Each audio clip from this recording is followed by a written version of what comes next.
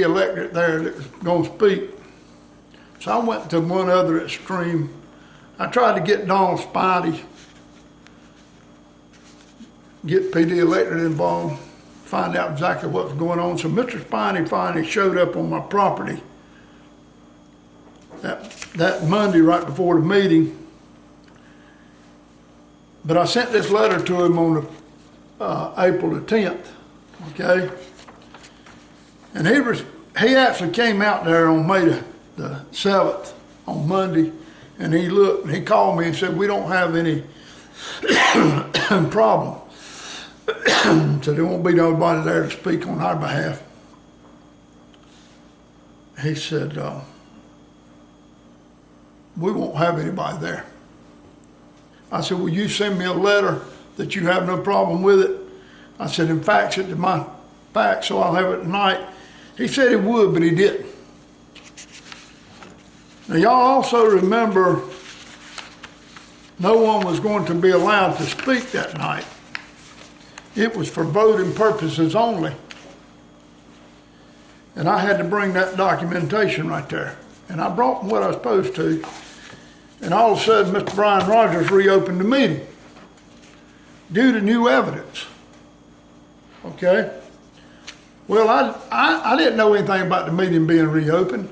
And y'all remember everybody made out like they didn't know anything about the meeting being opened either, reopened. I want the board members to understand where I'm coming at with this. I'm not mad at y'all.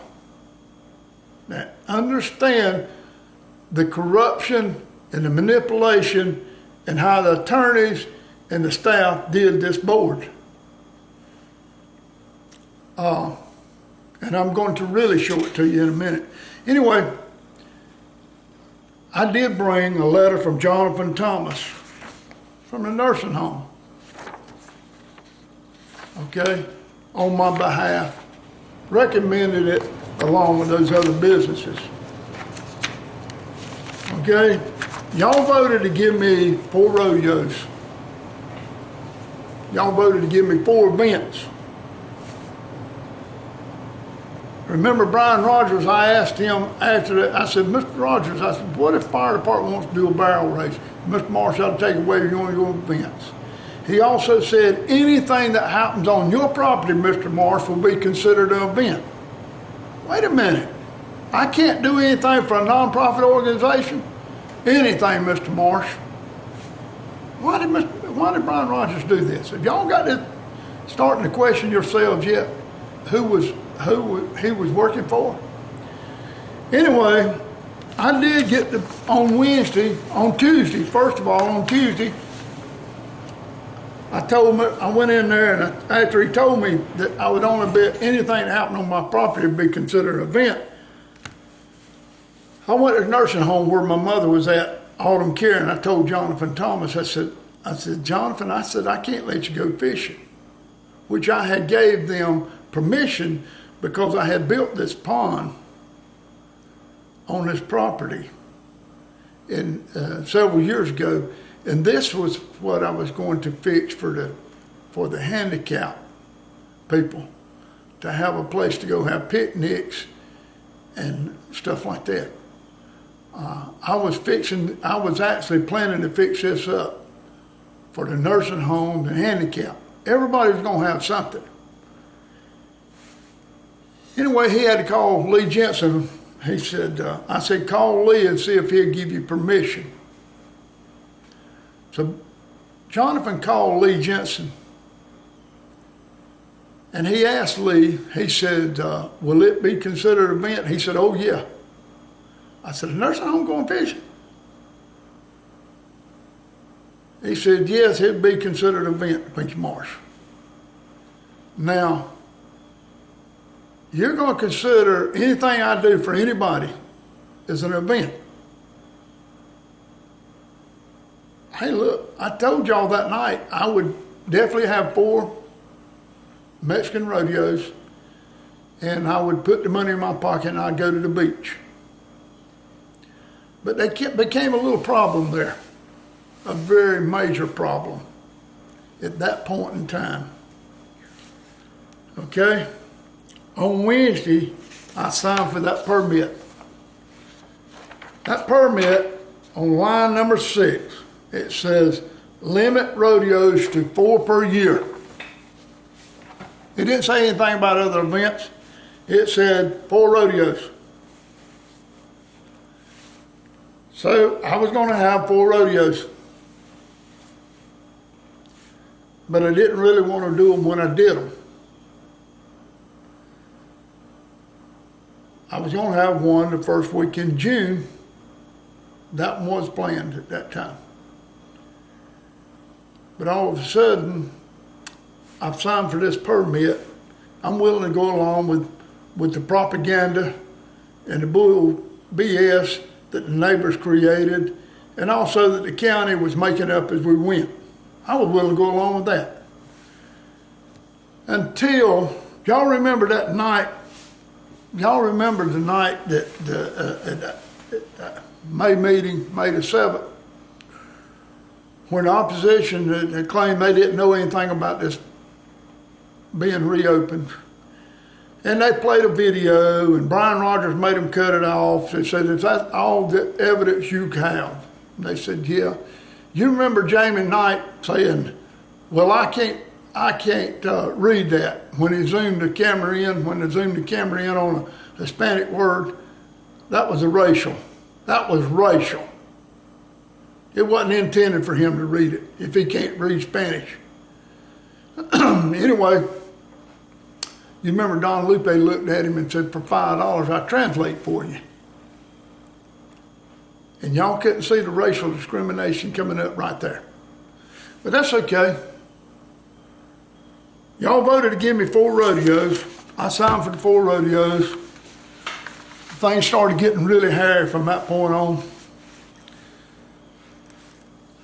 Weekend, about 3 Saturdays later, I'm getting ready, cleaning up, getting ready for the rodeo on the first week in June. And one of my neighbors called me and said, "What are you doing?" I told him, I said, "I'm getting ready for the rodeo next weekend." He said, "I got something you need to have." I said, "Well, I'll be there as soon as I get through." He said, "No, I think you need to stop and come now." So I went to the neighbor's house, and I'm going to read this to y'all, because this is what started all the problem with the county.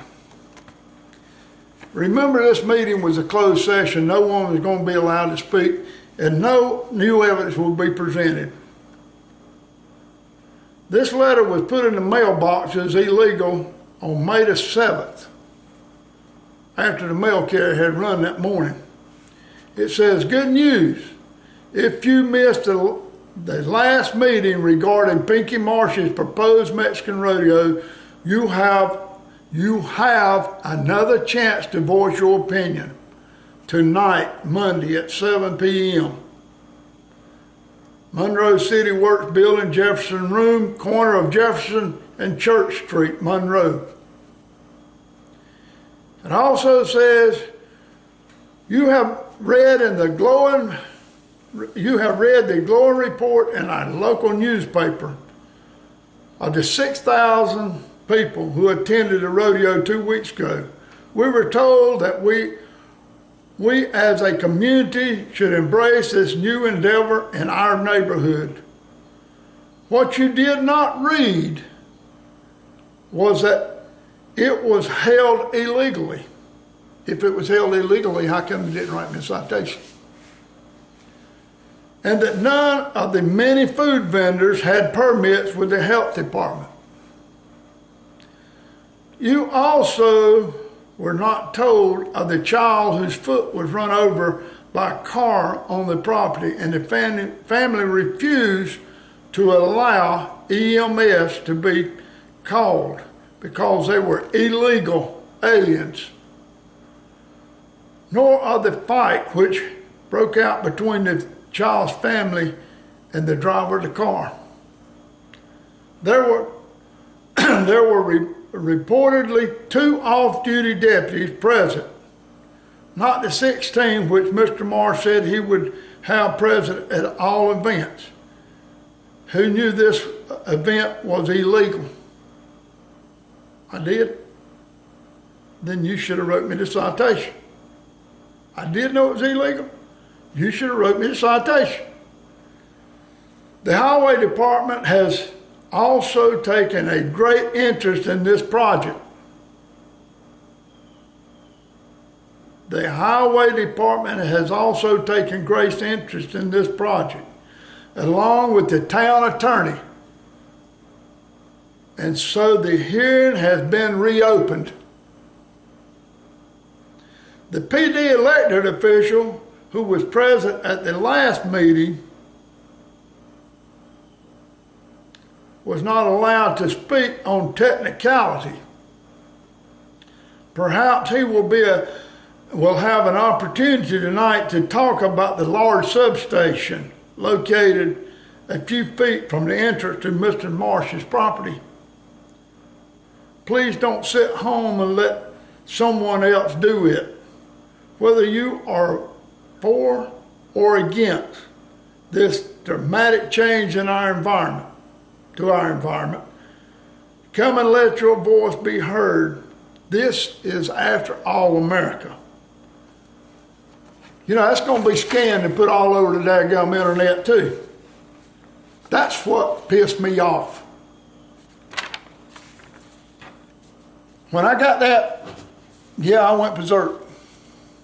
That proved that Brian Rogers had conspired with opposition to reopen a meeting that the Board of Adjustment, which acts as a quasi-judicial law, and I'm not allowed to speak to or talk to about my endeavor except in that meeting, and the opposition has been talking to somebody all the time. Who was that somebody? It was Brian Rogers. Kingpin Brian Rogers, okay? So you know now the corruption was in your board. We had that, I was actually, when I got that, I talked to Kevin Presley. Kevin Presley promised me a closed session. They would make this all go away if I wouldn't show that letter, if I wouldn't show this letter, if I would not show this out there. I've been lied to by so many people. I was told to go to Mr. Jim Black. Alan Balcom told me to go to Jim Black. He was a fine, upstanding man. Dick Black. Let's see. Dick Black. I said Jim Black. It's Dick Black. He told me he was a fine, upstanding man. So I went to see him. You know, when I finally got to confront Mr. Black, he blamed it on his secretaries. He said his secretaries didn't give it to him. I know Mr. Black's a liar because we walked in there and the secretary gave us a sticky pad and I put it right on his desk. Please call me as soon as possible. Anyhow, they put me past my 30 days, making me promises, lying to me. But that's water under the bridge. It gets even deeper than that. This is just strictly for that one board at that time that voted on my property, on my business. But I want to show y'all something. The neighbors complained on the rodeo so much. In June, the first Sunday in June, they complained so much that the county finally they sent an inspector down there. He had to come and inspect. He said, Pinky, we don't have any way to do anything. He said, but the neighbors will not leave us alone. Well, why don't you tell them just get off of it? Well, he said, if you would, he said, I don't have a way to write you any permit or anything else. They claim you built all this illegal, you did this, you did that. He said, I don't see anything here built illegal. He said, but so we can actually make them leave us alone. Hopefully they'll leave us alone. He said, if you would, said, I'll fill the permit out for you. Said, if you'll come up there and get the permit, said, I'll give you the cheapest permit available. And that way we can say, and you'll have a permit to hang up, and we can say that we inspected everything. So I went to Monroe and I paid my $33. On agricultural property, I got a commercial building permit.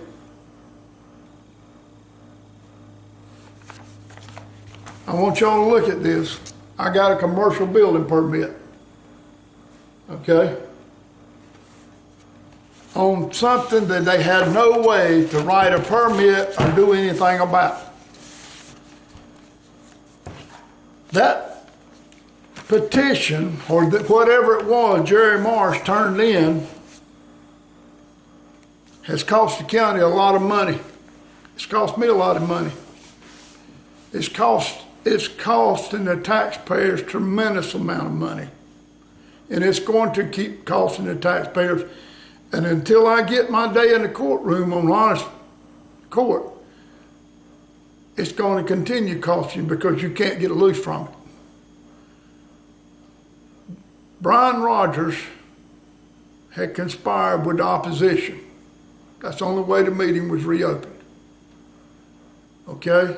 That's the only way they put that letter out, that flyer that was put in the mailboxes. Now, I want all you board members, and I want the people of Union County to start questioning those board members, and I'm going to read them off again to you. The board members at that meeting were, to them here in a minute,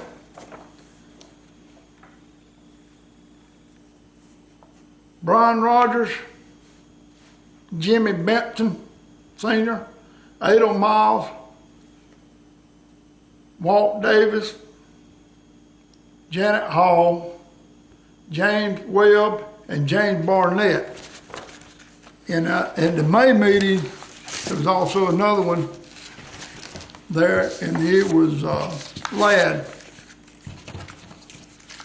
There was another one there, let's see,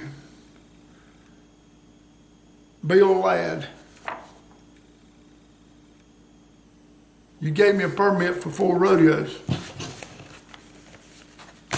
I hate to hurt y'all's feelings, but we're gonna drop this one right here. There will be another video, right? This will actually introduce more evidence. But we're going to concentrate on that one right now, so that the board, actually the people on that board, can understand why the corruption was in the board and how you were directed and you were misled. I'm not mad at y'all. I am pissed at Brian Rogers. I am pissed at Lee Jensen.